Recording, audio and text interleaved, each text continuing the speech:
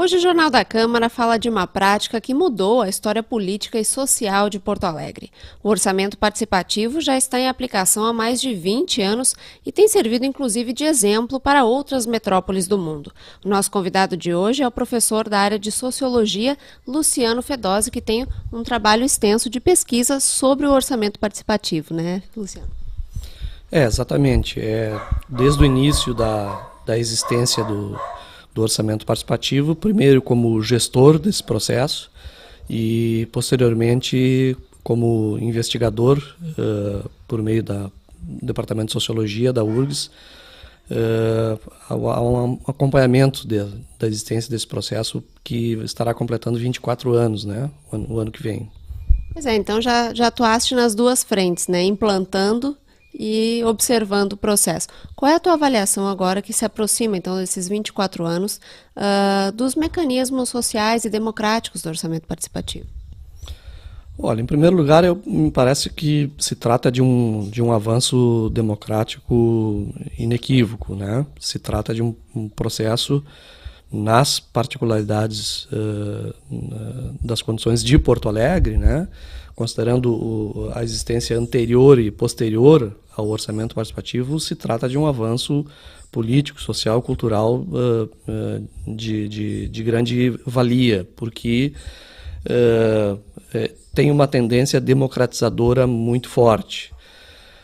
Por outro lado, durante esse período, o orçamento participativo não se manteve de uma forma tão linear, tão homogênea, né? Assim como são as instituições em geral.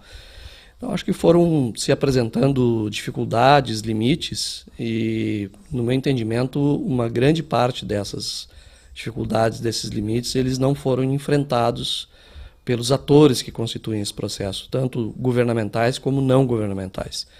E aí me parece que há problemas realmente que tornaram o orçamento participativo uma instituição com muito menor densidade, com muito menor potencial inovador do que ela tinha anterior. Quando tu fala em limites, tinha uma preocupação com o primeiro governo que não fosse do PT, né, que não fosse quem implantou o orçamento participativo. Hoje a gente já está na segunda gestão após isso. Quando tu fala em limites, tem alguma coisa a ver com essa troca de gestão? Não exatamente. Na verdade, as pesquisas acadêmicas, né, mostram que já anterior a essa alternância de poder havia limitações e, eu diria, problemas, né? Nós poderíamos diferenciar até problemas intrínsecos à participação e problemas contingenciais, contextuais. Das duas ordens de questões, né? Duas ordens de questões, nós já percebíamos por volta do ano 2000, mais ou menos, quando foi feito inclusive um seminário internacional de pesquisadores sobre o orçamento participativo, ainda na última gestão do PT, e ali o próprio governo da época, por meio de um documento, reconhecia vários desses limites. Então, essa relação não é, no meu entendimento, correta, não é justa, não é mecânica, ou seja, esses limites que o OP vem apresentando não decorrem diretamente da alternância de poder. Por outro lado, né, me parece que há alguns desses limites que realmente não foram também enfrentados pela nova administração, e fazendo com que o processo perdesse no seu potencial inovador e não se constituísse mais como uma instituição capaz de dar qualidade à democracia participativa no município. Para a gente explicitar melhor, quais seriam esses limites? É um limite de participação ou é um limite do processo como um todo? Eles têm uma natureza bastante diversificada. Mas nós podemos, de forma simples, né, ou sintética, melhor dizendo, elencar alguns, né? O primeiro deles, e aí por isso que eu falava que não depende da alternância de poder ou da gestão, foi esse relativo à perda da capacidade de investimentos da Prefeitura Municipal, que se deu por volta de 2000, 2001, e aí realmente houve um baque no processo de participação, porque evidentemente ela se alimenta da possibilidade de atender as demandas comunitárias. Quando o município não tem mais condições de atender essas demandas comunitárias por uma crise financeira, como ocorreu, há uma quebra desse ciclo virtuoso da participação, né? Então, esse é um limite, porque ficaram acumuladas, né, centenas de demandas, calcula-se em torno de 800 demandas, né? São vários planos de investimentos atuais, planos de investimentos anuais, né, que impactaram o processo participativo, inclusive na sua credibilidade, né, porque é exatamente isso que dá uma credibilidade entre os participantes. Por outro lado, nós temos questões de relações entre governo e comunidades, né? Aí me parece realmente que houve uma certa, talvez, omissão, uma certa retirada da presença governamental, né? Que antes tinha uma presença mais forte, talvez mais forte do que fosse o interessante, o necessário, e, portanto, esse diálogo ele se empobreceu, né? Então, nós temos um processo de cogestão na constituição histórica do orçamento participativo, que fez com que, ao não ter uma presença mais atuante, mais propositiva, que cuidasse de princípios democráticos, me parece que o orçamento participativo perdeu também nesse sentido. E, por fim, eu diria que há uma tendência, né, que se revela não só pela observação empírica, mas também por dados. Nós fizemos a última pesquisa agora com uma amostra representativa em 2009, um livro que será publicado agora no início do próximo ano, juntamente com o Observa Poa, da Prefeitura de Porto Alegre, e realmente há uma tendência muito forte de uma certa burocratização do processo do orçamento participativo, na medida em que a aprovação de princípios que fazem com que uma certa camada de lideranças comunitárias acumulem demasiadamente funções sem a necessária renovação na representação das instâncias do orçamento participativo. Isso é um problema, eu diria assim, muito sério, porque na sua proposta original, inclusive contrariamente à ideia da democracia representativa, era fazer com que houvesse uma oxigenação, uma renovação permanente desse processo, e não um encastelamento, digamos assim, uma reprodução de lideranças, afinal, uma certa camada que se apropria das regras do jogo, se apropria, digamos assim, dos mecanismos de participação, e isso torna, digamos assim, um processo tendencialmente menos democrático em relação à sua trajetória histórica. Os espaços de poder acabam se fixando de uma maneira que não deveriam. Mas mesmo assim, apesar desses limites que tu falaste, por várias vezes o orçamento participativo serviu como exemplo para outras cidades do mundo, no sentido da inovação que ele trouxe.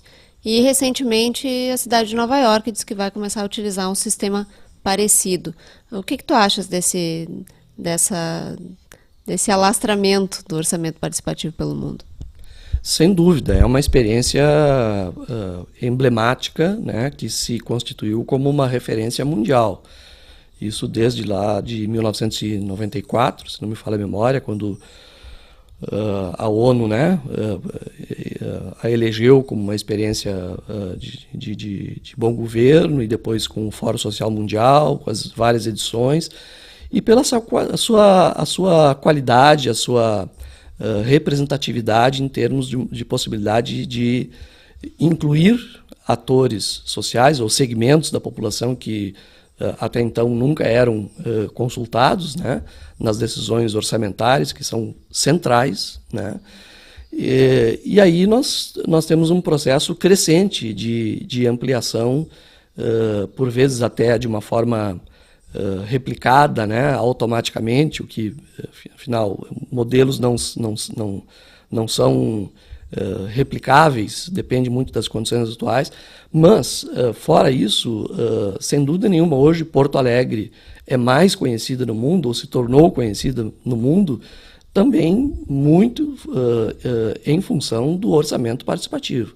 Nós vemos isso numa etapa em que houve uma adoção dessa prática no Brasil, posterior embora já existissem algumas experiências no Brasil, mas posterior ao sucesso de Porto Alegre, isso ocorreu. América Latina, depois o que se chama, né, alguns autores de o retorno das caravelas, né, porque a Europa, paradoxalmente, com países com democracias consolidadas e tal, mas começaram a adotar essas experiências, a África, a Ásia, né, e agora, mais recentemente, na América do Norte, né. Então, o próprio instituições de financiamento internacional, como o Banco Mundial, o Banco Interamericano, adotaram também essa experiência, ou seja, sem dúvida nenhuma, o orçamento participativo fez e está fazendo história mundial.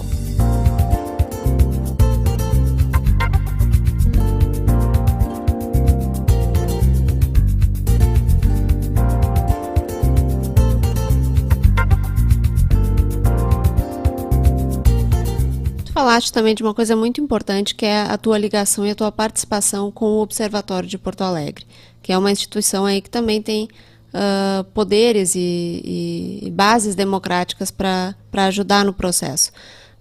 E o Observatório, assim como tu, participou também do Congresso da Cidade, o 5º Congresso da Cidade, que é aí uma tentativa também de ver o processo como um todo do futuro da cidade.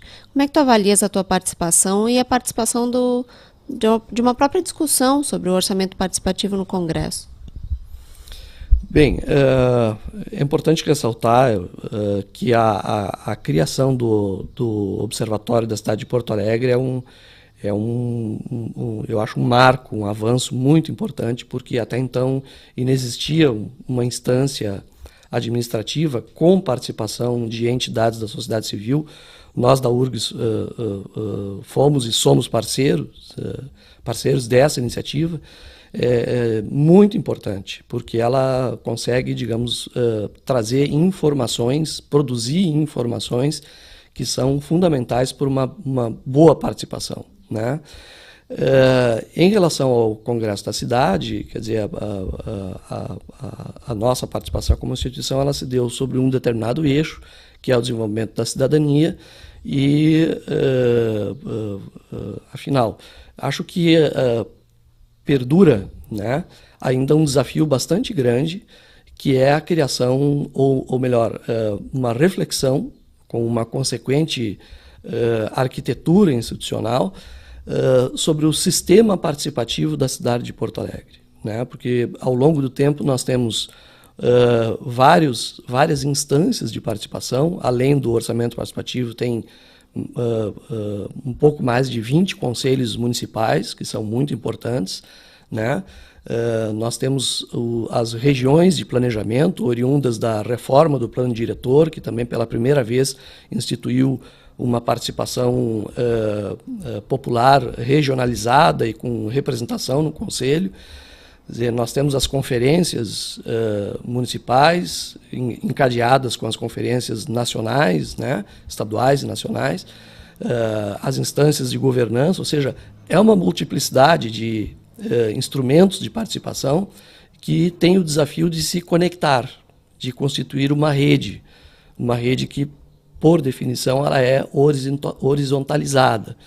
E me parece que esse é um tema de fundamental importância que foi debatido no Congresso e é um desafio a ser construído pela cidade de Porto Alegre, exatamente para qualificar a participação.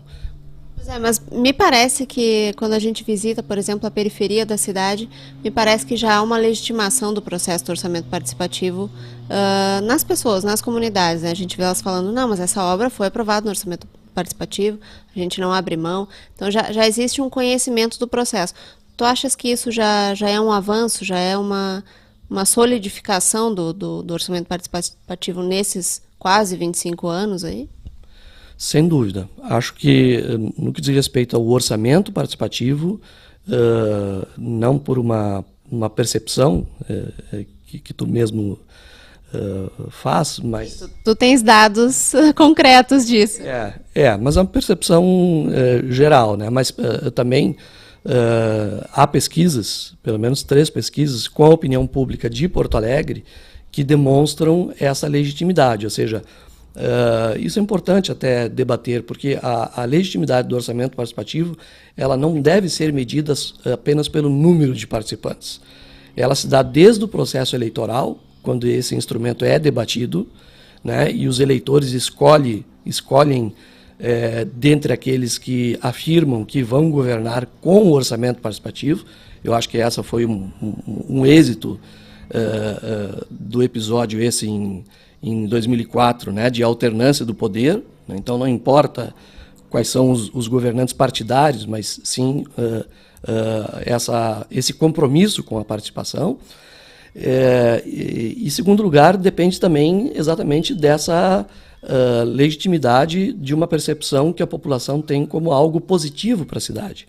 E pesquisas com a opinião pública de Porto Alegre demonstram que, de uma forma amplamente majoritária, a opinião pública de Porto Alegre, se não, evidentemente, na sua totalidade, porque isso inexiste, mas majoritariamente tem uma percepção, tem uma opinião muito favorável à existência do orçamento participativo. Acham que é um instrumento democrático, acham que é um instrumento que melhora a redistribuição no sentido de alocação de políticas públicas, né? Acham que é um instrumento que favorece as camadas pobres da cidade. Isso, nós temos pesquisas que demonstram isso, e acho que essa é uma institucionalização, do ponto de vista sociológico, né, não legal, desse instrumento. Ou seja, demarca, digamos assim, um limite para os próprios processos eleitorais, cujas forças políticas, de uma forma mais ou menos obrigatória, entre aspas, têm que considerar esse processo participativo como algo que faz parte do seu programa. Ou seja, isso é tudo que se espera de uma prática participativa, quando ela entra na agenda política como algo que as forças políticas não podem, digamos assim, por uma força da opinião pública, não podem retroceder nesse sentido. Bom, essa força, então, do orçamento participativo está solidificada.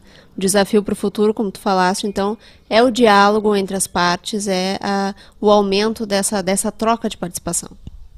É importante a gente dizer também que, até porque a história já demonstrou que não existe processo histórico que seja totalmente irreversível, né? Então, é algo que tem que se prestar atenção, a própria opinião pública, os participantes, porque, como eu estava dizendo antes, né, um dos limites atuais do próprio orçamento participativo é uma certa formalização do processo, né?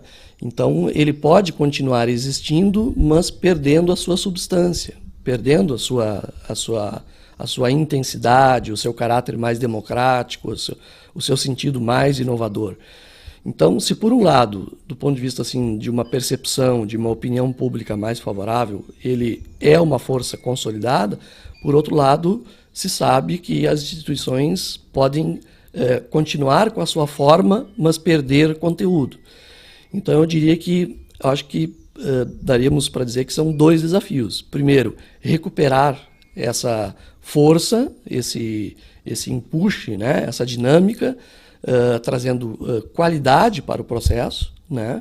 E segundo, fazer com que ele perdure na história de Porto Alegre, até porque é uma referência mundial, Porto Alegre tem essa responsabilidade, né? Perdure no tempo, mas perdure com qualidade. Obrigada, Luciano, pela participação aqui no Jornal da Câmara. Quero agradecer também a você que nos assistiu. Se você quiser entrar em contato ou enviar alguma sugestão para a TV Câmara, é só enviar um e-mail para tvcâmara@camarapoa.rs.gov.br. Mais uma vez, obrigada pela audiência. A gente se vê na próxima edição.